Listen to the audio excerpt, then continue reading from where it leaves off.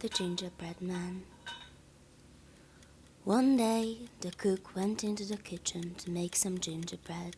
She took some flour and water and treacle and ginger and mixed them all well together. And she put in some more water to make it thin, and then some more flour to make it thick, and a little salt and some spice. And then she rolled it out into a beautiful, smooth, dark yellow dough. Then she took the square tins and cut out some square cakes for the little boys, and with some round tins she cut out some round cakes for the little girls. And then she said, "I'm going to make a little gingerbread man for my little Bobby." So she took a nice round lump of dough for his body and a smaller lump for his head, which she pulled out a little for the neck. Two other lumps were stuck underneath for the legs and were pulled out into proper shape, with feet and toes all complete, and two still smaller pieces were made into arms with dear little hands and fingers. But the nicest work was done on the head, for the top was frizzled up into a pretty sugary hat. On either side was made a dear little ear, and in front, after the nose had been carefully molded, a beautiful mouth was made out of a big raisin, and two bright little eyes with burnt almonds and caraway seeds. Then the gingerbread man was finished, ready for baking, and a very jolly little man he was. In fact, he looked so sly that the cook was afraid he was plotting some mischief, and when the batter was ready for oven, she put in the square cakes, and she put in the round cakes, and then she put in the little gingerbread man in far back corner, where he couldn't get away in a hurry. Then she went up to sweep the parlor, and she swept till the clock struck 12, when she dropped her broom in a hurry and exclaiming, "Lux, the gingerbread will be all baked to a cinder!" She ran down into the kitchen and threw open the oven door, and the square cakes were all done, nice and hard and brown, and the round cakes were all done, nice and hard and brown, and the gingerbread man was all done too, nice and hard and brown, and he was standing up in his corner with his little caraway seed eyes sparkling and his raisin mouth bubbling over with mischief, while he waited for the oven door to be opened. The instant the door was opened, with a hop, skip, and jump, he went right over the square cakes and round cakes and over the cook's arm, and before she could say, "Jack Robinson," he was running across the kitchen floor as far as his little legs would carry him, towards the back door, which was standing wide open and through which he could see the garden path. "Run, run, as fast as you can catch me, I'm the gingerbread man." The old cook turned round as fast as she could, which wasn't very fast, for she was rather a heavy woman, and she had been quite taken by surprise, and she saw lying right across the doorway, fast asleep in the sun, old Mouser, the cat. "Mouser, Mouser!" she cried. "Stop the gingerbread man! I want him for little Bobby." When the cook first called, Mouser thought it was only someone calling in her dreams, and simply rolled over lazily. And the cook called again, "Mouser, Mouser!" The old cat sprang up with a jump, but just as she turned around to ask the cook what all the noise was about, the little gingerbread man cleverly jumped under her tail, and in an instant was trotting down the garden walk. Mouser turned in a hurry and ran after, although she was still rather too sleepy to know what it was she was trying to catch. And after the cat came to the cook, lumbering along rather heavily, but also making pretty good speed. Now at the bottom of the walk, lying fast asleep in the sun against the warm stones of the garden wall, was Towser the dog. And the cook called out, "Towser, Towser, stop the gingerbread man! I want him for little Bobby!" And when Towser first heard her calling, he thought it was someone speaking in his dreams, and he only turned over on his side with another snore, and then the cook called again, "Towser, Towser, stop him, stop him!" Then the dog woke up in good earnest and jumped up on his feet to see what it was that she should stop. But just as the dog jumped up, the little gingerbread man, who had been watching for the chance, quietly slipped between his legs and climbed up on the top of the stone wall so that Towser saw nothing but the cat running towards him down the walk, and behind the cat the cook, now quite out of breath. "Run, run as fast as you can't catch me, I'm the gingerbread man." He thought at once that the cat must have stolen something, and it was the cat the cook wanted him to stop.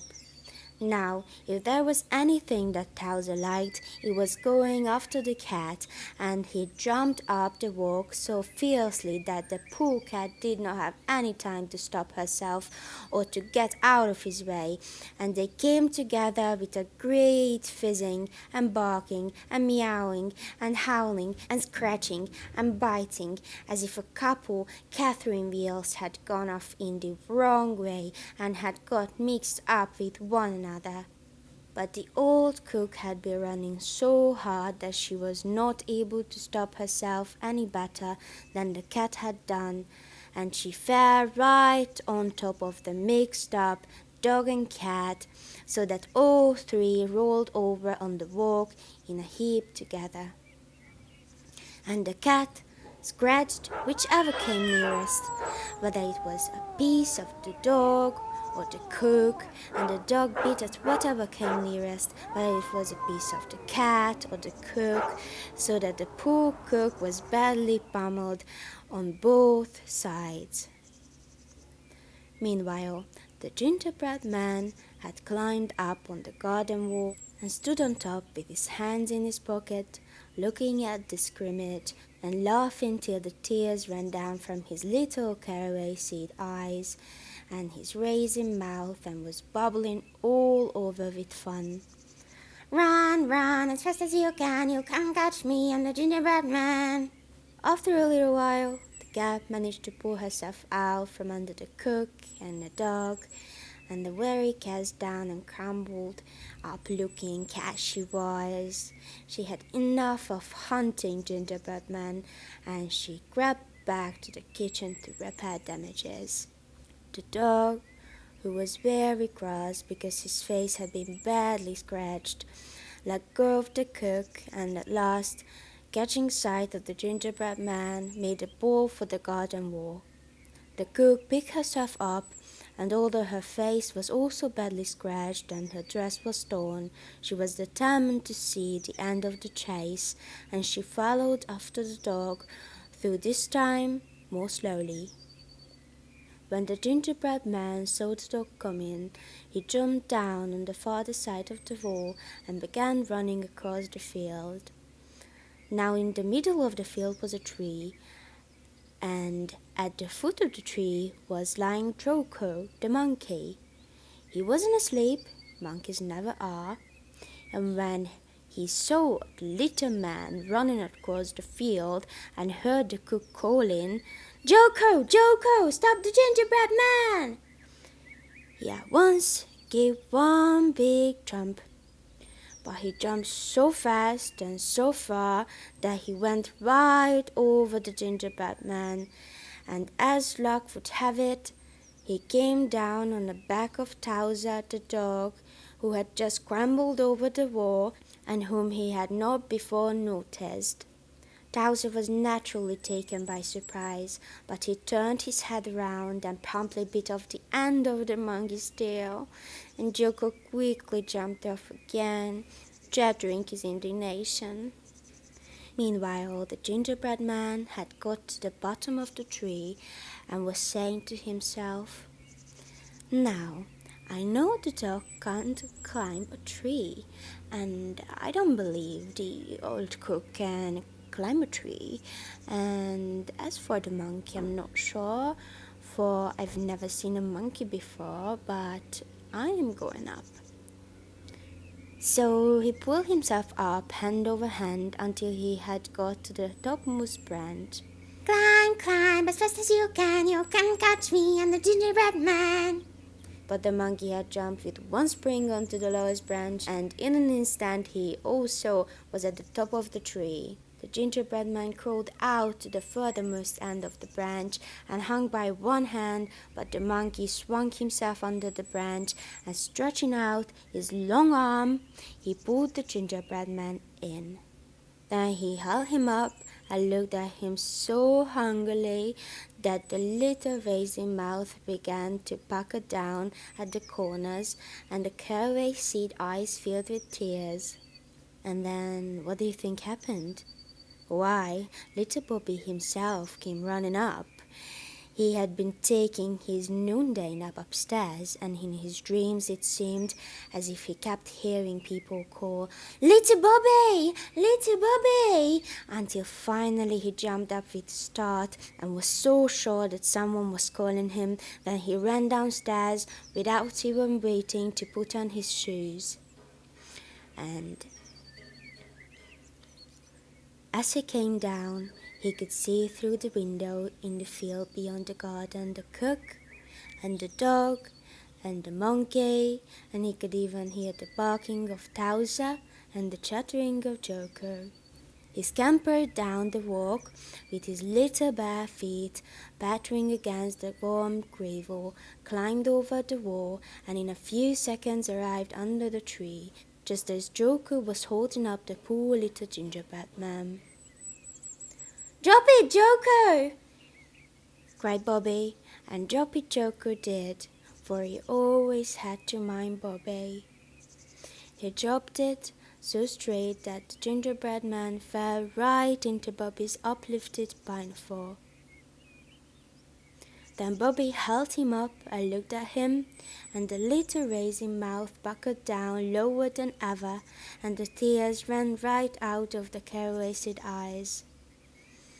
But Bobby was too hungry to mind gingerbread tears, and he gave one big bite and swallowed down both legs and a piece of the body. "Ah," said the gingerbread man, "I want her gone." Bobby gave a second bite and swallowed the rest of the body and the arms. "Oh," said the gingerbread man, "and Thuther's gone." Bobby gave a third bite and gulped down the head. "Oh," said the gingerbread, "I'm all gone." And so he was, and that is the end of the story.